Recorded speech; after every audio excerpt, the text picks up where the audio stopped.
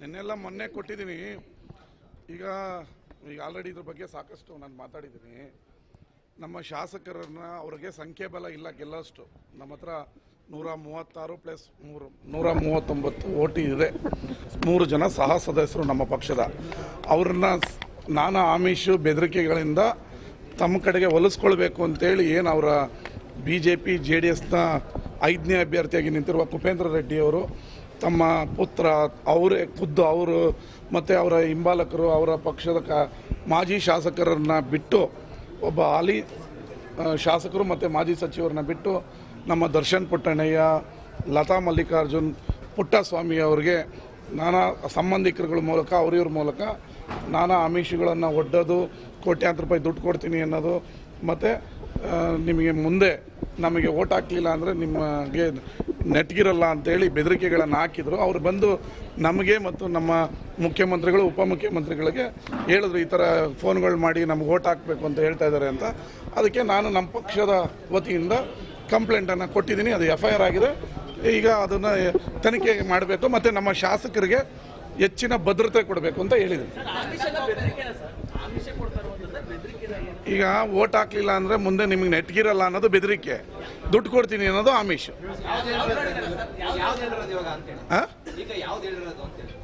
ಅಂದರೆ ಆಮಿಷ ದುಡ್ಡು ಕೊಡ್ತೀನಿ ಅನ್ನೋದು, ನಾಳೆ ನೆಟ್ಗಿರಲ್ಲ ಅನ್ನೋದು ಬೆದರಿಕೆ. ಎರಡು FIR ಕಾಪಿ ಇರಬೇಕಲ್ಲ ನಿಮ್ಮ ಹತ್ರ. FIR ಆಗಿದೆಯಲ್ಲ.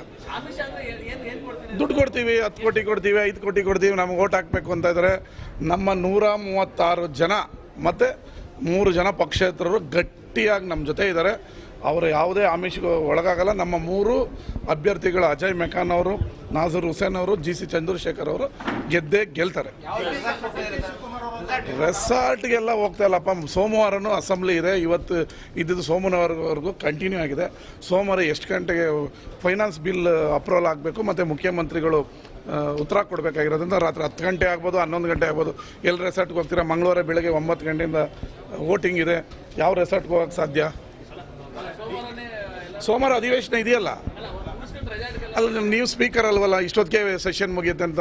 ನಮ್ಮ ಸ್ಪೀಕರ್ ಒಂಥರ ಸ್ಕೂಲ್ಗಿಂತ ಹೆಡ್ ಮಾಸ್ಟರ್ ಥರ 9 ಗಂಟೆಗೆ ಸ್ಟಾರ್ಟ್ ಮಾಡಿ 10 ಗಂಟೆಗೆ ಮುಗಿಸ್ತಾ ಇದ್ದಾರೆ.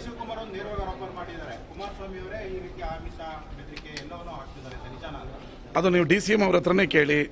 ನನಗೆ ಯಾರ್ಯಾರು ಬೆದರಿಕೆ ಹಾಕಿದ್ರು ಮತ್ತು ಆಮಿಷ ಒಡ್ಡಿದ್ರು ಅನ್ನೋದನ್ನು ನಾನು ಕಂಪ್ಲೇಂಟಲ್ಲೇ ಕೊಟ್ಟಿದ್ದೀನಿ. 37 ಕ್ರೆಸೆಂಟ್ ಹೋಟೆಲ್ ಮಾಲೀಕ ರವಿ ಲತಾ ಮಲ್ಲಿಕಾರ್ಜುನ್ ಅವರ ಮಗನಿಗೆ ಫೋನ್ ಮಾಡಿದ್ದಾರೆ. ಕುಪೇಂದ್ರ ರೆಡ್ಡಿ ಮಗ ಬಂದು ತಮ್ಮನ್ನು ಮಾತಾಡಬೇಕು ಅಂತಿದ್ದಾರೆ. ಮಾತಾಡಿ ದುಡ್ಡು ಕೊಡ್ತಾರೆ, ಓಟ್ ಹಾಕಿ ಅಂತ ಕೇಳಿದ್ದಾರೆ. ಇನ್ನೊಬ್ಬರು ಡಾಕ್ಟರ್ ಮಾಂತೇಶ್ ಅವರು ಕೂಡ ಲತಾ ಮಲ್ಲಿಕಾರ್ಜುನ್ ಅವರ ಗಂಡನಿಗೆ ಮಲ್ಲಿಕಾರ್ಜುನ್ ಅವರ ಹತ್ರ ಕೇಳಿದ್ದಾರೆ.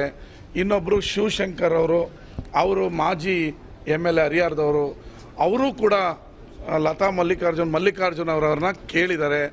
ಇನ್ನೊಬ್ಬರು ಹೆಸರು ಹೇಳಲ್ಲ, ಮಾಜಿ ಸಚಿವರು ಹಾಲಿ ಶಾಸಕರವರು, ಅವರು ದರ್ಶನ್ ಪುಟ್ಟಣ್ಣಯ್ಯವರಿಗೆ 10 ಕೋಟಿ ಆಫರ್ ಇಟ್ಟಿದ್ದಾರೆ.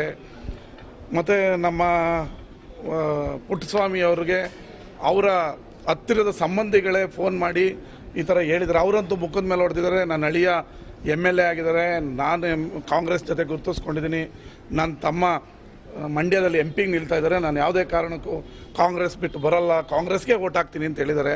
ಈ ರೀತಿ ನಮ್ಮ ಪಕ್ಷದ ಶಾಸಕರನ್ನ ಎಳೆಯೋಕ್ಕೆ ಹೊರಟಾಗ ಕಾಪಾಡ್ಕೊಳ್ಳೋದು ಮತ್ತು ಅವ್ರಿಗೆ ರಕ್ಷಣೆ ಕೊಡಬೇಕಾಗೋದು ನಮ್ಮ ಕರ್ತವ್ಯ ಅಲ್ವಾ.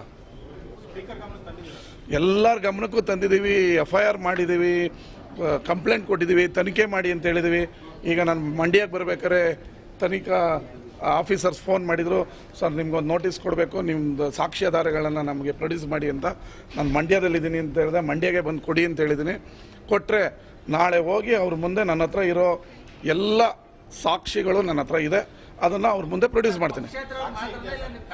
ಈ ಪಕ್ಷೇತರ ಗೆದ್ದಿರ್ಬೋದ್ರಿ, ಅವರು ಕಾಂಗ್ರೆಸ್ನ ಹೇಳ್ತೀನಿ, ಪಕ್ಷೇತರ ಅವ್ರು ಗೆದ್ದಿರ್ಬೋದು, ಅವರು ಕಾಂಗ್ರೆಸ್ನ ಸಹ ಸದಸ್ಯರು ಮತ್ತು ಕಾಂಗ್ರೆಸ್ ಪಕ್ಷದ ಕೆಲವು ಶಾಸಕರಿಗೂ ಕೂಡ ಅವ್ರ ಫೋನ್ಗಳನ್ನ ಮಾಡಿದ್ದಾರೆ. ನನ್ನ ಹತ್ರ ಬರೋದೇ ಇಲ್ಲ ಅಂತ, ನಾನು ಯಾರು ಬರ್ತಾ ಇಲ್ಲಲ್ಲ ಅಂತ ನೋಡ್ತಾ ಇದ್ದೀನಿ. ನನ್ನ ಹತ್ರ ಯಾರು ಬರಲ್ಲ, ನಾವು ಹೋಗಲ್ಲ ರೀ, ಅದಕ್ಕೆ ಬರಲ್ಲ. ನಮ್ಮ ಹತ್ರ ಯಾಕೆ ಬರಲ್ಲ ಅಂದರೆ ನಾವು ಪಕ್ಷದ ಶಿಸ್ತಿನ ಸಿಪಾಯಿಗಳು, ಅದಕ್ಕೆ ನಮ್ಮ ಹತ್ರ ಯಾರೂ ಬರಲ್ಲ. ಸರ್, ಈಗ ಸ್ಟಾರ್ ಚಂದ್ರವ್ರನ್ನ ಪ್ರಚಾರ ಕರ್ಕೊಂಡು ಹೋಗ್ತಾ ಇದ್ರಿ, ಜನಕ್ಕೆ ಪರಿಚಯ ಮಾಡ್ತಾ ಇದ್ರಿ, MP ಅಂತ ಏನೋ ಫೈನಲ್ ಆಗಿದೆಯಾ? ನಿಮ್ಮ ಪಕ್ಷದ ಸೂಚನೆ ಬಂದಿದೆಯಾ? ಈಗ ಅವರ ಅಧಿಕೃತವಾದ ಘೋಷಣೆ ಮಾತ್ರ ಬಾಕಿ ಇದೆ.